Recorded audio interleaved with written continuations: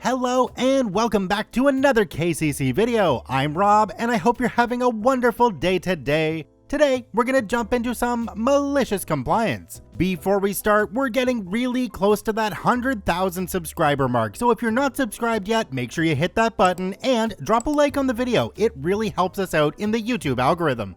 Our first story today comes to us from sure. Strict compliance leads to a company screwing itself. Let's jump right in. There are elements of revenge here, but since I didn't have to do anything, I don't think it fits into any of the revenge subreddits. I worked for a major government contractor for a government agency. If I named the agency or location, it'd be pretty obvious to people with long memories and an axe to grind. I'd risen up through the ranks because I have good technical knowledge, and I have a knack for seeing a big picture view of big projects and seeing potential problems. I was very good at what I did. Many managers didn't like me because I pointed out problem areas over 75% accuracy, and I stated facts without regard for management politics. I didn't suck up. Some managers gave Fair-Haired Boy a suck up credit for my work, which I'd done before Fair-Haired Boy was even working on the project. Then they desperately needed my technical expertise on a very large procurement, 8 digits. I wrote most of the technical specifications, identifying risk areas and the consequences of bad procurement decisions. Fair-Haired Boy dismissed my arguments as no big deal, and we can work around that, so management ignored me and ended up buying inadequate equipment. I was reassigned again, and Fair-Haired Boy was given what should have been my job, with a promotion and a big raise. My parting gift to the project managers was a detailed memo highlighting every technical problem that I foresaw in that development and how it could be avoided. It was a very long list of nearly 100 watch items, and they ended up hitting almost all of them. As usual, management ignored me. Due to company rules and a lot of prior excellent personnel performance reviews, management couldn't fire me immediately, but I could tell I was being sent up for termination. I was assigned a job to work directly with the customer as a liaison, actually sitting on the customer site. Management figured I'd be an irritant and distract the customer from the company's issues. In the meantime, I'd keep our company information about what the customer was saying behind closed doors. And I was supposed to tell the customer what management wanted me to say was happening in the company. Management intended it to be a do-nothing job to keep me out of sight, out of mind. I don't do nothing jobs. I took it seriously. But after a couple of months, management told me in no uncertain terms that I was not permitted to answer the customer's questions about what was going on inside the company on the project, and that I was not permitted to talk at internal company meetings where the customer's needs were being discussed. I was muzzled and set up for failure, or so they thought. Now comes the malicious compliance that ended up with revenge. When asked by the customer, instead of X or Y is happening, my responses were pretty much like, I am not permitted to tell you whether the project is significantly over budget, and management won't let me tell you whether or not the company is dropping design requirements for features A and B.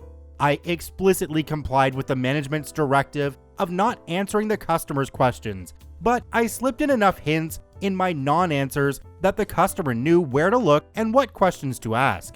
The customer also kept meeting minutes and often recordings which always reflected that I did not answer questions about the subject under discussion, which was technically the truth. This was very critical later. Eventually, management couldn't hide that the project was way late and way over budget, which didn't surprise the customers thanks to my hints. The customer ripped the company a new one in their periodic contract performance review. Note, on government contracts, it's very difficult to get a low performance score, really difficult. The company got a very low performance score. It was ugly, and the company lost a lot of contract bonuses, which would have been a big part of profits and management bonuses. And Fair-Haired Boy was under such stress trying to solve the problems that I'd warned him about that he had a major heart attack and retired for medical disability at the age of 42. It was a bad heart attack. Naturally, management wanted me to be the scapegoat so they'd get to fire me, but the customer liked how I worked, and they protected me with very careful language in the performance appraisals. Basically, that the task I was doing was the only task in the company that was performing effectively, and everything else stank to high heaven. Upper management didn't dare fire me, or they'd anger the customer even more than they already had, possibly to the point of having the contract taken away for non-performance. One particularly nasty manager who really hated me had to give me a significant pay raise and bonus because of my work. The fallout from the review was bad enough that corporate headquarters did some management shuffling, and a few of my antagonists were suddenly gone. The raise and promotion ended up not mattering because the customer hired me directly, working on the same project, but on the government side. This caused management to crap their pants because I knew all their dirty secrets and tricks. But I never ratted on any of the managers or company dirty laundry. I didn't have to. My new coworkers had previously figured out where to focus their attention and what questions to ask to get past the company's BS. I complied strictly with the terms of my separation from the company and gave away no secrets after I left the company. One of the best parts was that in meetings, all I had to do was put on an evil grin and the company managers would practically crap themselves, wondering if I was going to unearth one of their skeletons. I never did. I just liked watching them squirm. They got paranoid about being caught trying to lie to the government that they were admitting bad news up front. Because of bad performance that management admitted, it got even worse for the company. They decided to try letting their legal hounds on me for violating company non-disclosure agreements, but the customer's meeting minutes proved that I hadn't. The contract was restructured to eliminate several blind spots the company had used to their advantage. The customer oversight of the company rose significantly. Profit margins on the contract shrank. Several of management's favorite employees suddenly had resumes on the street because their protection was disappearing. Even more managers retired or found other jobs. It was glorious to watch, doubly so because I let them do it to themselves. And I was extremely happy in my new job where I still work. I'm going to echo one of the comments down below this story. It says, "The depth some contractors will go is insane to me. Government money is the people's money. As a taxpayer and someone who has benefit from taxpayer money, anyone who wastes other people's money is garbage." We also see here that sometimes you don't even have to hand them the shovel and they'll still dig a big hole. Our second story today comes to us from Sheet Mask Wine Baking. Exactly 1 pound, you say? Sure, let's jump right in. I'm a part-time home baker. I took it up while I'm studying from home during the pandemic, and it's basically a fundraiser for my charity since I can't do monthly fundraiser bake sales on campus anymore. I'm also the only person selling baked goods in my entire area, so my items are very popular. Specifically, this one particular type of cake I make that people absolutely love. The other day, a lady called me and wanted to place an order for 1 pound of this particular cake. She said she had tried it at a friend's house and loved it and wanted it for her niece's birthday. I told her that I use the metric measurements, so my cakes are actually 500 grams or 1 kilogram. 1 pound equals 454 grams. She said she wanted a 1 pound cake. I dropped it because it was more or less the same thing. Important for later, when I had made the cake for her friend, I had run out of my 1 pound cake bases, so I had used 2 pound cake base. In my opinion, this made the cake look smaller, but it's possible that someone else might think the cake was bigger.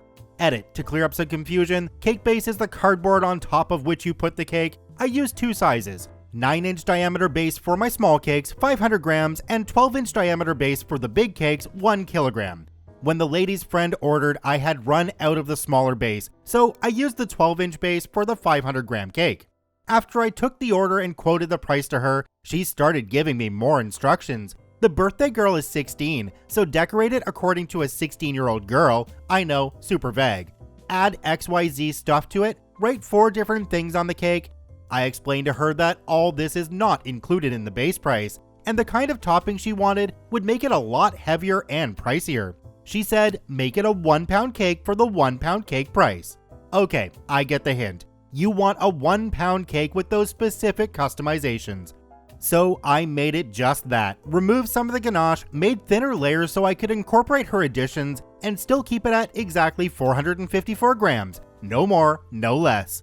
The lady came to pick it up and she went ballistic. because I was trying to rob her in the name of charity. And the cake I made was in no way 1 pound, because her friend's cake was bigger. I tried explaining to her why her friend's cake might have looked bigger, and that this cake was exactly 1 pound as she wanted. She refused to listen and was starting to create a huge scene, said she wanted a refund. So I brought my weighing scale out and weighed the cake out in front of her.